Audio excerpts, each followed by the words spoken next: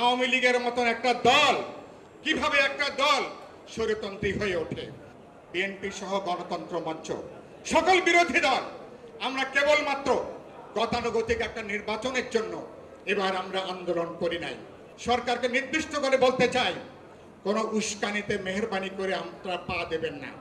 অন্তর্বর্তী সরকার তারা তাদেরকে যদি অপ্রয়োজনীয় জটিলতা বিতর্কের মধ্যে তারা যদি নিয়ে যান, এখন তাদের উপরে যে গণ অনাস্থা সেটা কিন্তু প্রশ্নবিদ্ধ হবার আশঙ্কা থাকবে। সেজন্য আমরা সরকারকে নির্দিষ্ট করে বলতে চাই, কোন উস্কানিতে মেহেরবানি করে আমরা পা দেবেন না। আপনাদের এজেন্ডা ম্যান্ডেট খুবই পরিষ্কার।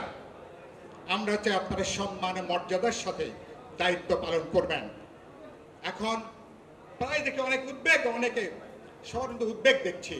উদ্বেগটা কেন? বিপ্লবের পরে অনেক সময় প্রতি বিপ্লব থাকে, অভ্যুত্থানের পরে প্রতি অভ্যুত্থানের নানা আয়োজনের আশঙ্কা আমরা দেখছি। সেই আশঙ্কা আসছে কেন? কারণ দলগুলোর মধ্যে নানা প্রশ্ন উত্থাপিত হয়েছে। সরকারের নিজেরাই প্রত্যক্ষ পরোক্ষভাবে নানা প্রশ্ন আমরা দেখি তারা কিন্তু হাজির করছেন।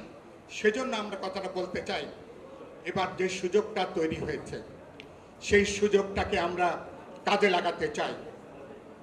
বিএনপি সহ গণতন্ত্র মঞ্চ সকল বিরোধী দল আমরা কেবলমাত্র গতানুগতিক একটা নির্বাচনের জন্য এবার আমরা আন্দোলন করি নাই। আমাদের হাজারো শহীদ যারা জীবন দিয়েছেন তারা কেবলমাত্র এর পরিবর্তে বির পরিবর্তে সি এরকম একটা পরিবর্তনের জন্য আমরা আন্দোলন করি নাই। আমরা 31 দফা দিয়েছি।